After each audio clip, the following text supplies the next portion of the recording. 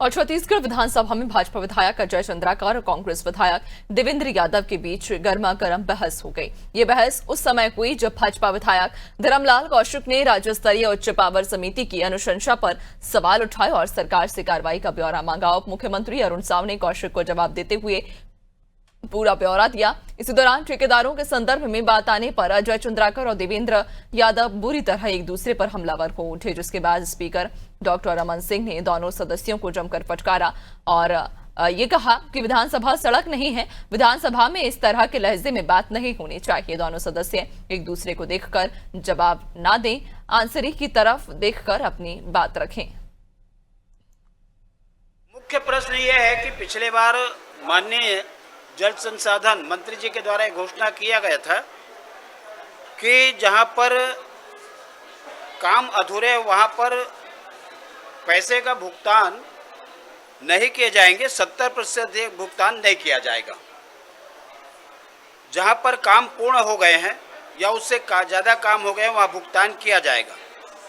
और मैंने इस संदर्भ में आज लता उसेंडी जी का जो प्रश्न है जिसमें 22 ग्रामों में पेयजल प्रारंभ नहीं हुआ है और 80% की राशि का अधिक भुगतान हुआ है, इस पर मंत्री जी से मैंने प्रश्न किया कि इनके खिलाफ में आप क्या कार्रवाई करेंगे।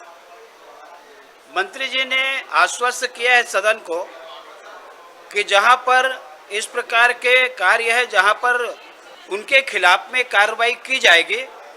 जहां जल स्रोत नहीं है, कार्य पूर्ण नहीं हुआ है, तो उनके खिलाफ में कार्रवाई की जाएगी। तो आप बताइए, जल जीवन मिशन के काम में ये सरकार पूरी तरह भ्रष्टाचार में लगी हुई है।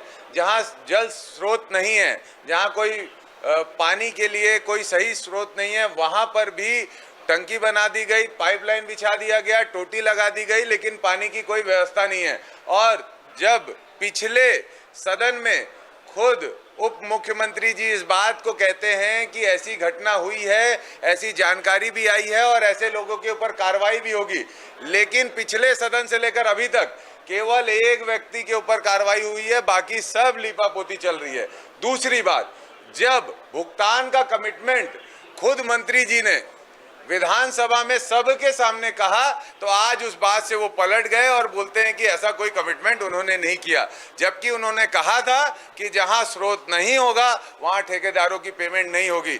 तो ये पूरे भ्रष्ट आचरण के साथ ठेकेदारों से ले देकर जनता का पैसा लुटाया जा रहा है। जहां जल जीवन मिशन पूरी तरह से एक बड़ा फेलियर है इस सरकार का।